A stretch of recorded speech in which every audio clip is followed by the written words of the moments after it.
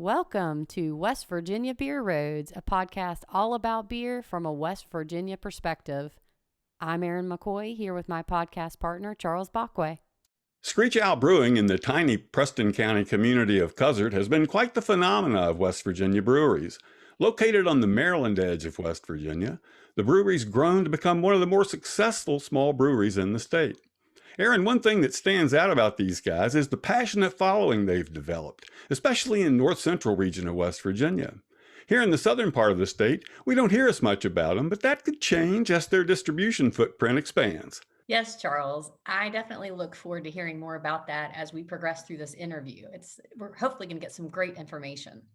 Well, I think we will. Let me bring in now into this conversation the general manager of Screech Owl Brewing, and that's Jamison Johnson. Jamison, welcome to West Virginia Beer Roads. Hey, cheers to you guys. Welcome to Screech Owl. Glad to be here, guys. Super excited about talking about our family's brewery and what we do. Yeah. And you got a beer there, I see. We might just start by letting you tell us, since we don't have a beer in our hands, what you're drinking. We're doing Class 3 Whitewater. This is our newest IPA. It's part of the Whitewater series. It's a low IBU, high alcohol, 6.9, very citrusy IPA. It's meant to help people develop their palates. It's meant for them to, you meet people and they're like, oh, I don't drink IPAs. Then you give them one of these and they say, well, no, I can drink that. And it helps them move into the world of new and better beer. Well, I think it would be good for us to kind of get a recap from you sort of how you guys got into the brewery business, because we'll have a lot of listeners that won't be that familiar with your brewery and really don't know where you were located. We're actually about 10 minutes or 10 miles outside of Brewston Mills, West Virginia. My dad actually originally started out making wine, and he transitioned into beer. Mom got him a beer kit for Christmas. And when everybody from church kept coming over to drink all of his beer, he figured he was into something. You know, I've heard that story from your mom, and so I'm assuming it's a true story. You know, that's an interesting way of getting into the business. Yes, sir. No, my dad really has a knack for creating balanced, sessionable recipes that really resonate with people. And so we're really, in the next year or two, we're really going to be pushing the boundaries, pushing Dad's recipes a little bit farther than ever before. You were talking about us moving into the southern part of the state. We had a fantastic meeting today with a distributor that has been courting us. And we had just an absolute great meeting that they represent over 20 different counties in the state of West Virginia. And we don't even have enough beer for them, but we're in the building part of a relationship where we can take our beer to the southwestern part of the state of West Virginia. So we have some really good loyal customers in that direction. And we're really excited about this opportunity we were going to develop over the next year or two. Super, super. Tell me, Jameson, how would you describe your business philosophy and your brewing philosophy? Business philosophy, I think, is family, friends, and quality. And that has always been it. No beer will be drank until it's ready. I've made the phone call. I've called the distributor and said, hey, you're going to have to move your pickup another day or two. And they say, why? And I said, because the beer's not ready. It's not up to our standard, whether it was carbonation or whether, whatever it was, we weren't happy with it. And so we have a really strict policy. There's 3 people that always taste the beer. That's my dad, my wife, and myself. And so we all 3 agree on the beer before it goes out the door, whether it's canned or keg. We always have that check. As far as the way the beer is designed, it's designed around sessionability. We don't do a one and done beer. We don't do a beer that you drink one of and go, wow, okay, I'll take something else. We try to drink a beer that whether we're on the farm working, on the tractor, the garden, working in a brewery, that we can drink multiple ones. And I promise you, there are multiple beers drank. And let me just throw in, sorry, Erin, you had something? Okay, go ahead. No, well, let me make sure that people know who Jameson's talking about when he's talking about his mom and dad. That's Roger and Krista, right? Yeah. Roger and Krista Johnson. My dad is the brewer, and my mom is, as we refer to her, the 51%. It's a woman-owned business. She's the boss, and at the end of the day, she has the final say. So if you're going to sway her, it's kind of like going before the judge. You better have a good argument. Well, I know when the brewery started, I met your mom and dad. I've been up there a couple of times, and I know at that point, early on anyway, you weren't involved, at least day to day, at the brewery. You were working in the beer business, but I think you were somewhere else. How did you get from where you were to coming over? Actually, how'd that happen? That process? Well, I'll be honest with you. My wife and I worked for Anheuser-Busch for 9.5 years. My wife had a cleaning company. And we got to the place where we were like, you know what, maybe it's time to try something different. I like the Midwest. I love Montana, Idaho, Alaska. I've had job offers there, and we were fielding some offers. And my dad said, hey, we're doing this thing, and we really would want you guys to take it over and to be a part of it. And we want it to stay in the family. Would you come and talk to us about it, and et cetera, et cetera. And so actually, my wife has been my dad's longest employee. And she has spent the last 4 years learning the brewing process, learning my dad's standards, learning what it takes on a day-to-day basis to produce a consistent sessionable beer all the time. And she is the senior brewer at Screech Owl Brewing, along with 2 other young ladies who help her. We're a woman-owned and woman-brewed brewery. My dad and I are really just big, hairy secretaries. Well, that's pretty remarkable, though, because we don't have a lot of female brewers anywhere in the industry, not just in West Virginia small breweries, but you go across the country to small breweries. There aren't a lot, it's mostly men. And to find little Screech Owl in Cuthbert, West Virginia, having beers now being primarily brewed by the women that work there, I think that's really a unique setup. It's really nice. And Aaron will probably tell you this. Men do things differently than women. Women are more productive, generally, in my opinion, in my experience. There's less drama when it comes to, they want to get the stuff done and go home. Guys are like, yeah, I got time to BS here and have a good time. Not the girls. They're like, quit the chatty chat. Let's go to work, okay? And then if it gets broke, guys never fess up to it, okay? We're like, I was in the bathroom. I don't know what's going on. Girls, they come right to you. They say, I think this broke. I think this happened. Can you come check it out? Jameson, Roger, whoever it is. And we go out and we look at it and say, no, it's fine. Or, yeah, that's really broke. And, but with guys, you got to find it, and then you're like, oh my gosh, what's going on? Unless it's my wife's car. She just turns the radio up. Can you talk to her about that, Charles? Yeah. Well, if next time I see her up there, I've seen her working up there. Her name is Kristen, right? Yeah, smoking hot wife. That's my wife. Yes, sir. Yeah. Well, Kristen's got it together. I mean, she works hard. I've seen her.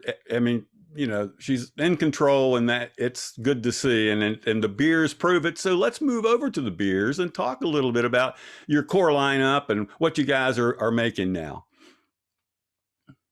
Well, some of that is in the process of changing, because we're seeing as we extend our distribution, as we try to meet the volume, we're about 1.5 years behind where we want to be. COVID really set us back. We had really big goals. We wanted to add another extension onto the brewery, a larger kitchen, a cold room. I think the last time I measured out the cold room, it was like 1,400 square foot cold room. We had to settle for a 400 square foot cold room. A lot of people don't realize how much cold space it takes to take care of a brewery our size. We are really pushing towards that goal continuously. to be able to take care of the state of West Virginia. We are in Maryland, but it's just right on the edge of the Oakland area, which Lure Distributing does a great job for us. Preston Distributing, Valley, Mona represents our largest keg distribution in the state. And if you guys ever have any questions about where we're distributing and what we're doing, check out our website and look at Find Our Beer. And right there, you'll see Keg ID, which shows you every place that our distributors are online scanning our kegs in. So it also helps communicate to our customers, our retailers, where our beer is. We support them. And so if you're in the city of Morgantown, you're like, where can I find Screech Owl beer on draft? All you got to do is pull that up and it shows you every restaurant in Morgantown area, Oakland, and let's see where else, and all the way down through Canaan Valley, Buchanan, and Elkins, that we have our draft on tap. So as far as the lineup, we're always going to stick with Who's Your Daddy, our number one beer. Have you had that, Charles? Oh yeah, Who's Your Daddy IPA. What about you, Miss Erin? I have not had it, unfortunately. What? You were formally invited on videotape to come up and taste all the beers on us. Okay, I expect to see you up there soon. I appreciate that, and IPA is my favorite style. So thank you. Excellent. And so we'll always stick with Bold Blonde, Who's Your Daddy, and Strawberry. Those are our flagship beers. They really are. We have seven different beers in production at this time. We have Muddy Creek. That is a local favorite. It's really good. It's nicknamed the Redneck Corona. It's really, really good beer. It's an amber ale. It's brewed with a citrus hop, and we garnish it with a lime. And so you squeeze it, drop it, and the party is on. Okay. Mama's Mango, which right now we do have in cans and kegs. We're going to cut that back to a draft only to speed up our production on some of our mainline brands. Bold Blonde, Who's Your Daddy, Strawberry, that will all be available in kegs and cans. We've taken Threshing Floor out of the mix for a year. We're going to give it a break. We're going to do a little bit of a remix, a rebranding, a freshening up. During COVID, we bought some labels off of a company, and honestly, we were so short on money. We used the labels. It hurt the brand. And it's an excellent beer. It's absolutely fantastic. There's not another Belgian white beer on the market that can compare to our Threshing Floor, but we're going to rebrand that and reconnect with our customer base about what that beer is and bring it out in a fresh new style.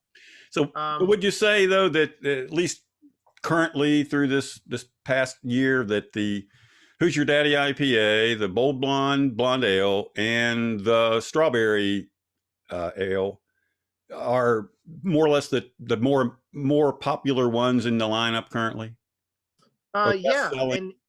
Yeah, and since we've released, what was it? I think it was about 4 months ago, we released Class 3 Whitewater. I'm looking to my wife for advice. That has climbed up to being a top 4 beer for us. And it is really rocketing because a lot of people who don't drink IPAs are surprised that they can drink it.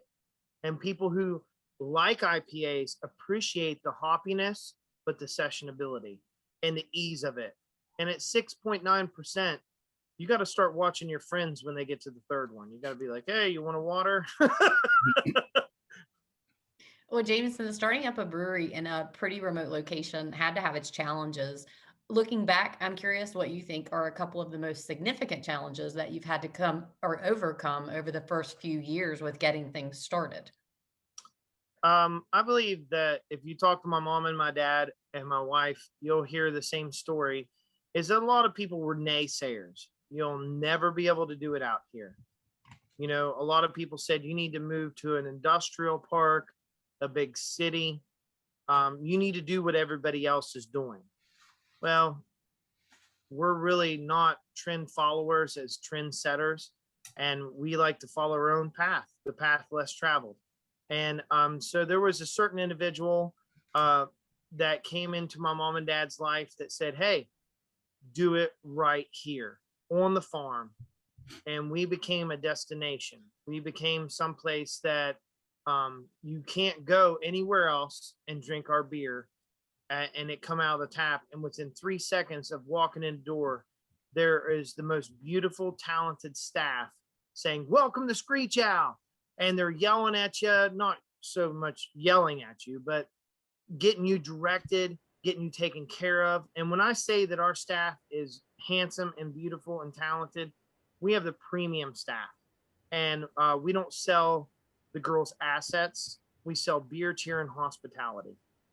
So when you come to Screech Owl, we're always family friendly, and we have that quality to our beer and our food. We're a 5-star rated restaurant from our customers, and that is something they have given us that we have worked really hard to maintain, and we will continue to do that.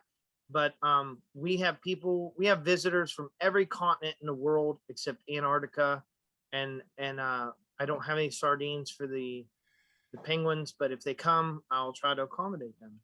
Hey, say, Jameson, do you guys still keep that guest book at the brew pub? Yeah. I thought that was amazing. There are people there from all over that have come to this place. They found you in tiny Preston County, West Virginia. Tell us a little about that before we get off that subject. Just the other day, we had a couple from Japan, and they, when the woman got really excited, she started speaking in Japanese, and she said that she'd never seen a turkey that wasn't in a freezer. Yeah, it was great, and they were so nice. We a week later, we had a couple from China, and we get people from all around the world. And we've been written up in Forbes magazine. Dad was written up in Forbes magazine. We were written up in a like European beer magazine. So there for like 2 summers, we got a lot of people from England and from Scotland and from in that general area. The summer of 2019, we felt like we were in Aussie. We had tons of people from Australia. I mean, they're great blokes, drink a lot of beer, great times, no problems.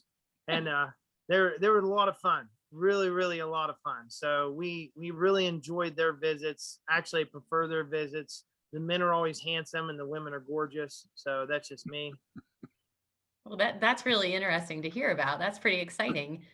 I want to get back to when we were kind of originally talking about challenges and maybe challenges that you guys originally faced whenever you were getting started and trying to get your business plan to work out. But bringing us to today, I'd like to hear what you think are your most significant accomplishments over the past year or two. We made it. I mean, really and truly, we made it through the pandemic.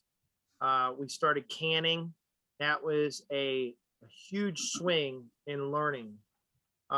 We have a great crew, even though some people were laid off and they were on unemployment and there was no money to be paid. We had employees show up and volunteer. We had customers show up and volunteer for days at a time to make sure we made it. And the loyalty that we receive is, it's a bit overwhelming, and at times it's unjust.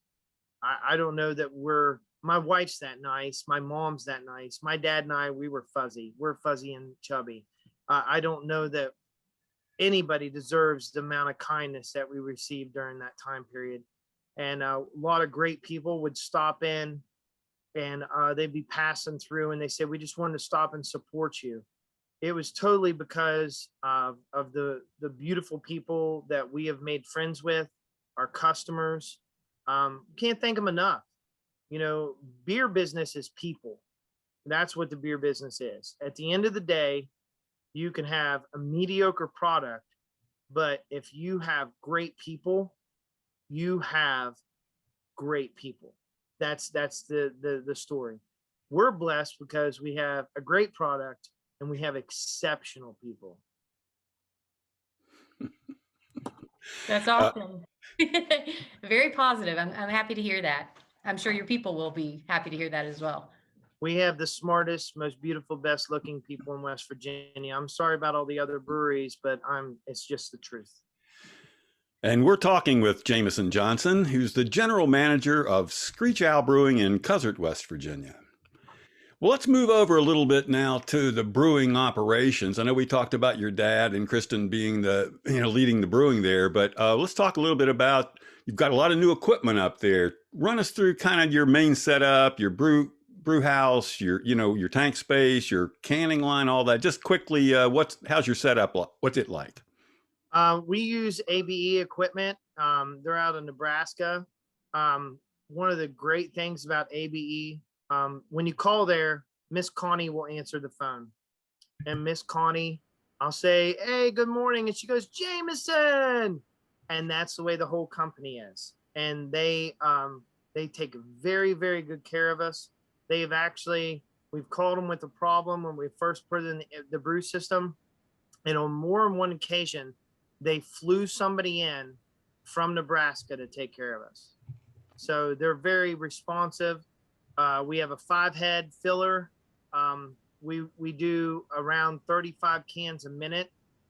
Kristen and the girls have got it dialed in to where we can do 2,400 cans, and we might have 6 to 10 bad ones. 6 to 10 bad ones, underfilled or whatever. We're real stickler on carbonation and getting everything ready. It may take us 6 or 8 hours to get the canner ready and everything set up correctly to where we're happy. And then it takes about 2.5 hours to run through 2,400 cans. We have a pack tech. We have a table that we screwed pipes to, and we set it up on milk crates, and we roll those puppies out the door. So there's 3 pieces of canning equipment to the canning line. Then we have a 10-barrel ABE brew house. It's a first generation. It has air pneumatic.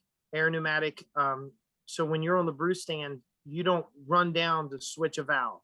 You hit number 10, open, close, number 9, open, close, which my wife, who's a little bit of a show off, not really, she can tell the girls close 7, close 8, open 9, 10, and 6, turn the brew pump to this, and down the road we go. And Dad can walk in and he can hear it. He can tell you exactly what's going on. If something goes wrong, that's when he walks in. And he's very, it's the pilot in him. It's from years of flying planes. He really identifies something that's different very quickly. And my mom, she's just joyful to be there, and she's such a blessing, and we have a really good time. Her and the kids are usually getting into something on the farm, whether they should or should not be. I'm not sure all the time. Now, how many days a week do you brew versus how many days a week you spend canning? Because I imagine it's the same staff that handles both. Everybody does everything. We have a real small crew, and they're real versatile. We're training people for the next expansion, and we only promote from within. So Miss Harley leads Kristen with Kristen as their, and then Miss Emma is coming up in the ranks. And these two really help us with everything between inventory. They come in and cook in the kitchen on Fridays and Saturdays. During the pandemic, these guys are family. I mean, we talk to them like they're family. We fuss at them like they're family. We treat them like family, which may be a little dysfunctional, but we make it work. But we really work hard towards that end goal. Some weeks it's 5 brews. Some weeks it is 5 brews, and all the grain goes to local farmers. Some weeks it's 2 brews. It depends on if the beer has been transferred, if it's ready to go, if it's carved up. Now we're getting to the point where we'll carve up 2 or 3 tanks of beer at a time, set the canner up the day before, and just attack it the next day. Just attack it, Wow. Knock it out. So with the bigger cold room, it gives us the production availability. Man, you guys, really working. Sounds like almost at capacity, at least right now, and that's great to hear. What do you expect, Jamison, if you guys were at capacity for a full year? How many thousands of barrels, or how many hundreds of thousands, whatever you want to call it, barrels would you probably be able to put out, do you think? Right now, according to the engineers, we're supposed to be able to do like 2,000 gallons. Isn't that right, Mama? 2,000 gallons a month. 2,000, and we are exceeding by 400 to 600 gallons a month what the engineers say we should do, and we have one crew. Yeah. We're not running two crews yet, and so the girls are very efficient. I can't say that enough. They stay on top of things. They keep Dad and I completely on our toes constantly. And so we're really blessed beyond measure with the crew that we have. They're extremely talented, smart women and fully capable. I get yelled at for trying to help them sometimes. So I try to, oh, let me help you. Won't you back off? You know, sorry, I tried to help you. Well, Jameson, that sounds wonderful. Can you tell us about your restaurant operation, as in what should people look for on the menu?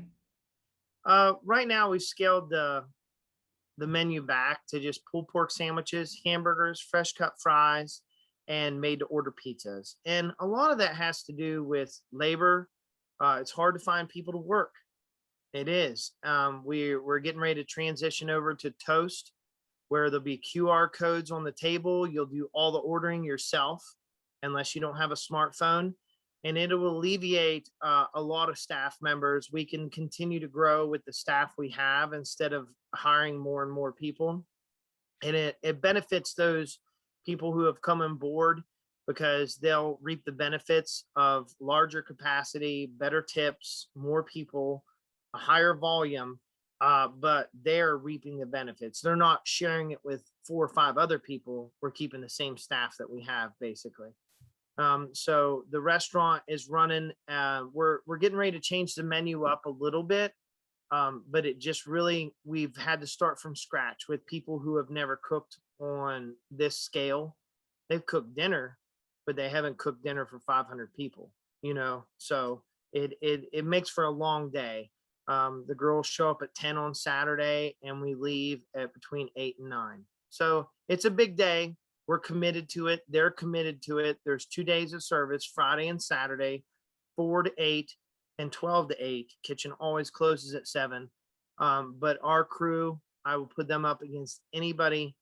They're learning. Again, a lot of really smart, beautiful women. I'm surrounded by it. Do you understand, Charles? I hear I'm you. always wrong. I hear you. I'm never right. I'm always wrong. So you expect to sort of maintain that schedule then for your food going forward, at least for some time, until maybe you're able to either get some additional employees or make some changes to the menu, or are you just gonna stick with what you have?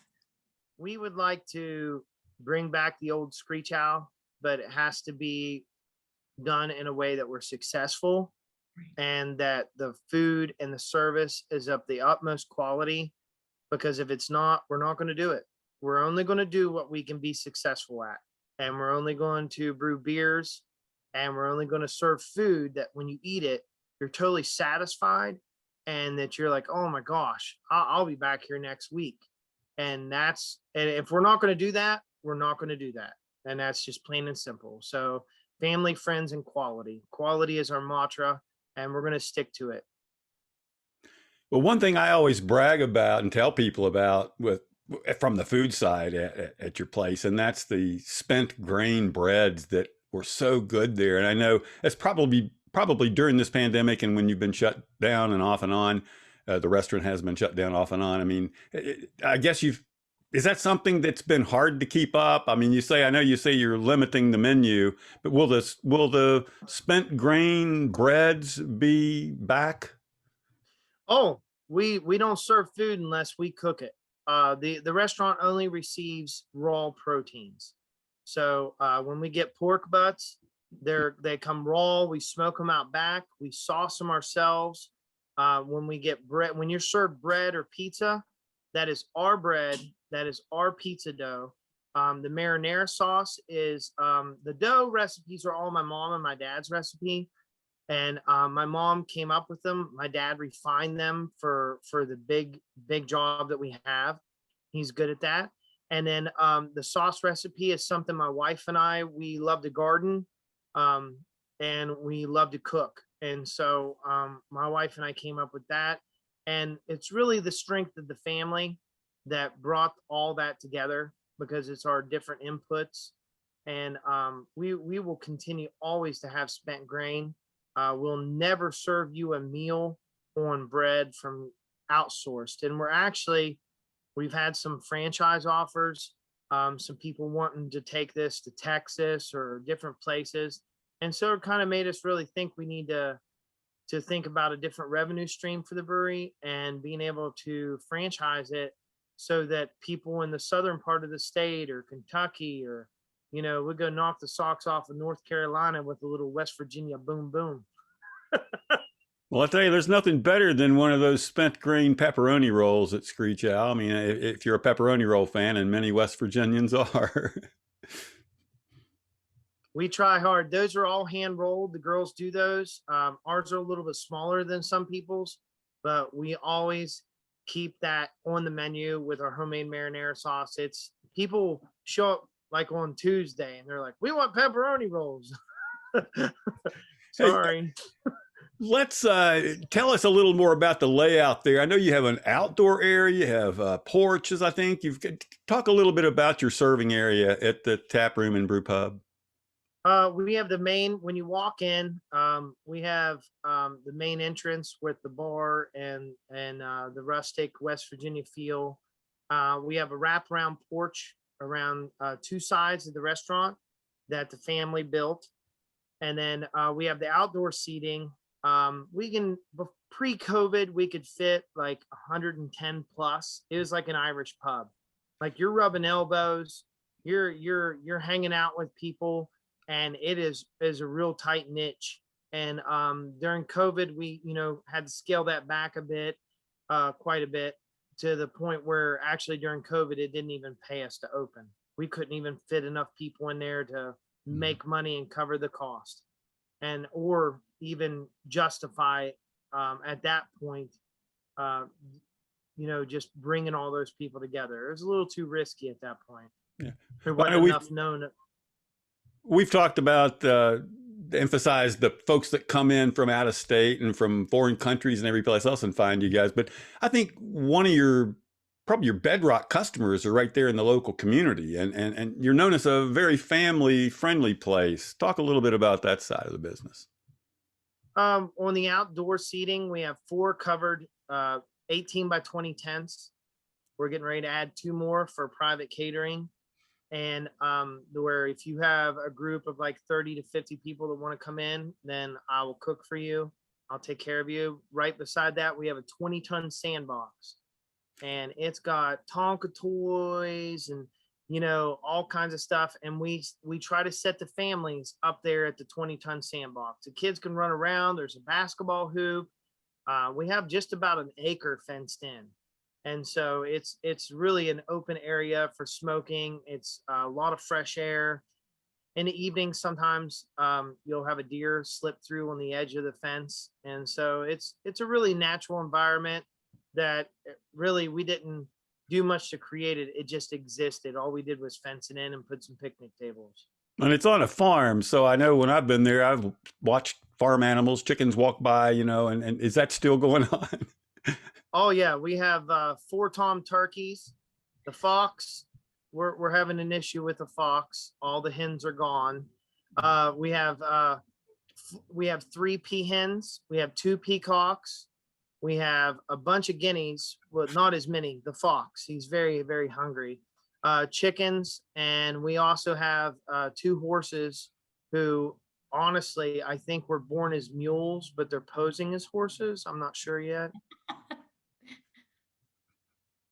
Well, many brewers in West Virginia that I talk to feel that there's still more that West Virginia could do legislatively, laws and things that might help advance the small brewing industries, that would take more care and more appreciation for our small breweries.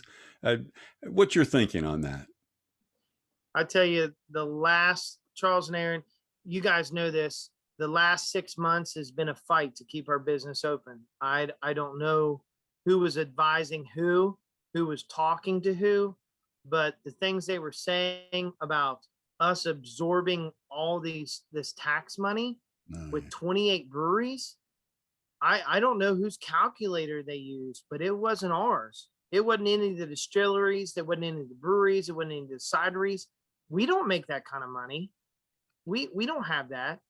We need to recognize a blossoming, emerging economy in the brewing industry. We have a huge opportunity here. Tourism is the number one thing that comes into West Virginia, and they just about put all the tourism breweries out of business. What sense does that make? It doesn't. And so we need to have better representation for breweries, better legislation for breweries.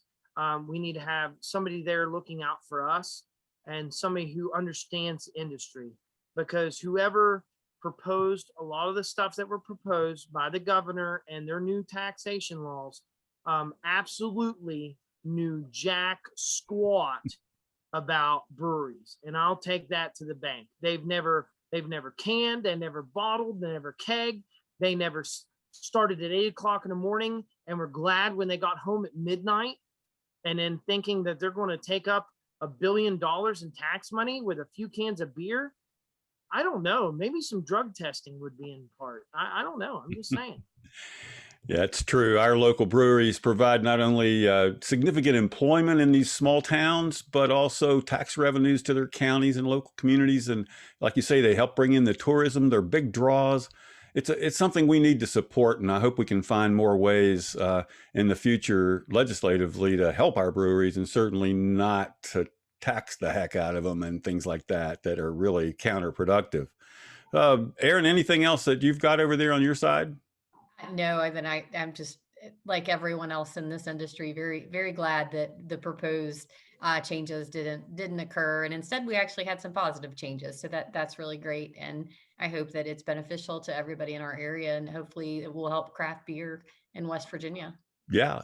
So Jamison, to wrap this up, let's go back and tell people what markets in the state. Just remind us where your beer is now being sold, and and again, where you're looking to expand over the next few months.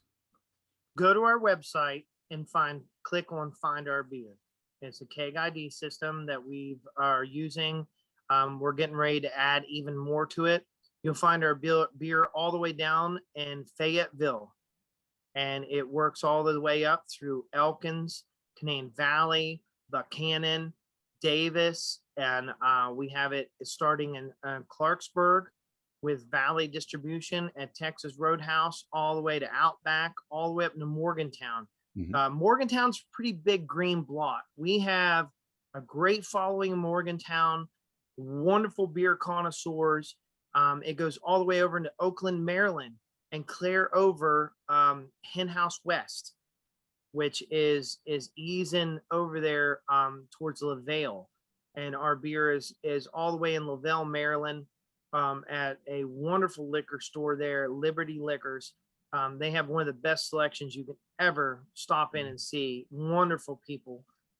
We are blessed that we've been able to pair ourselves with the top people in the industry, whether it's Valley, Preston, Mona Supply Distributing, soon to be more.